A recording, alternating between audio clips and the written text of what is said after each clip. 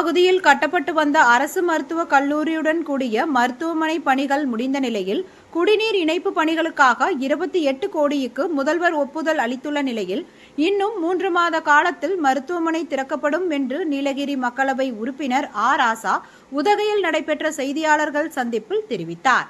நீலகிரி மாவட்டம் உதகை தமிழகம் அரசினர் விருந்தினர் மாளிகையில் நடைபெற்ற நிகழ்ச்சியில் நீலகிரி மக்களவை உறுப்பினர் ராசா ஊரக வளர்ச்சி மற்றும் உள்ளாட்சித்துறையின் சார்பில் உதகை ஊராட்சி ஒன்றியத்துக்குட்பட்ட 20 பழங்குடியினர் மக்களுக்கு BM ஜென்மம் திட்டத்தின் கீழ் ரூபாய் 1.14 கோடி மதிப்பீட்டில் வீடு கட்டுவதற்கான ஆணைகளை வழங்கினார்.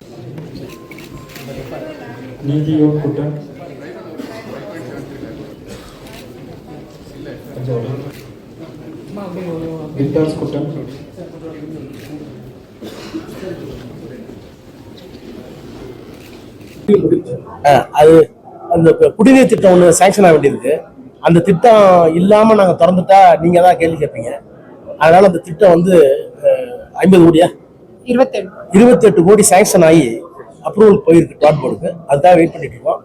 அந்த திட்டம் வந்து நிறைவேற்ற பிறகுதான் மற்றபடி மற்ற தளவாடங்கள் கட்டிடங்கள்லாம் ரெடி. அது என்னன்னா போடும்போது அந்த குடிநீர் திட்டத்துக்கான காம்பனண்ட் வந்து சேர்க்காம விட்டாங்க. அது திரும்ப நாங்கள் சர்வே பண்ணி அது 50 கோடியிலிருந்து திரும்ப அவ்வளோ தேவைன்னு சொல்லி 28 கோடிக்கு வந்து அப்ரூவல் ஆயிடுச்சு. சிஎம் அப்ரூவல் கொடுத்துட்டாங்க. மிக விரைவாக அந்த திட்டத்தையும் சேர்த்து முடித்தது பிறகு திறக்கப்படும். எவ்வளோ நாள் ஆகும் அது? சார் நம்ம அது பேரலா பண்ணிக்கலாம் சார். ஸ்டார்ட் பண்ண உடனே அது ஒரு 3 மந்த்ஸ்ல பண்ணிடலாம்னு சொன்னாங்க. 3 மாதம் முடியும். பேசியிருக்கோம், நேஷனல் லைவ்ஸ்ல பேசியிருக்கோம். டி இருக்காரப்பா பேசியிருக்கோம். இங்க இருந்து ஸ்டேட் கவர்மெண்ட்ல இருந்து அப்ரூவல் போயிருக்கு, கேட்டு போயிருக்கு. நான் மாண்புமிகு தேசிய நெடுஞ்சாலைத்துறை அமைச்சர் கட்கரிட்ட பேசியிருக்கேன். கடந்த ஆண்டு சேர்க்க முடியல, ஏற்கனவே சேர்த்து சாங்ஷன் கொடுக்க முடியல, இந்த ஆண்டு சாங்ஷன் கொடுக்க சொல்லியிருக்கேன்.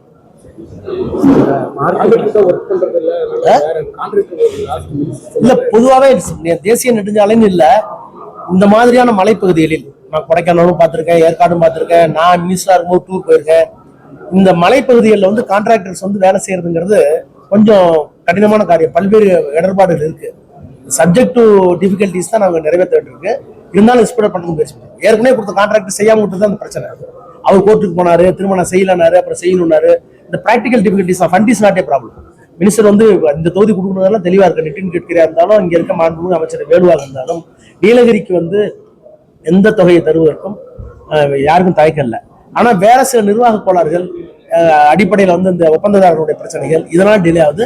வேகமாக ஃபாலோ பண்ணிட்டு சார், இந்த மார்க்கெட்ல அந்த பேஸ் 1 பேஸ் 2 பேஸ் 3ல முடிச்சு அதுல ஃபர்ஸ்ட் பேஸ் 1 முடிச்ச உடனே வந்து அதுல இருக்கக்கூடிய அங்க டெம்பரரி அமைச்ச வியாபாரிகள் எல்லாத்துக்குமே கடை கொடுத்துட்டு அதுக்கப்புறம் பேஸ் 2 ஸ்டார்ட் பண்ற மாதிரி தான் ஃபர்ஸ்ட் பேசியிருந்தாங்க. பட் இப்போ வந்து எல்லா பேஸையுமே நீங்க காலி பண்ணி கொடுக்கணும். அது முடிச்ச பின்னாடி தான் பேஸ் 1 பேஸ் 2 ரிட்டனா கமிட்மெண்ட் இருக்கு. நாங்க வந்து அங்காடி கட்டும் மார்க்கெட் கட்டும் போது அங்க ஏற்கனவே இருந்திருந்து தருவோம்னு சொல்லி அவங்களுக்கும் கையில் வாங்கியிருக்கோம், நாங்களும் கையில் போட்டு. சார் அது இல்ல பேஸ் 1 ஒர்க்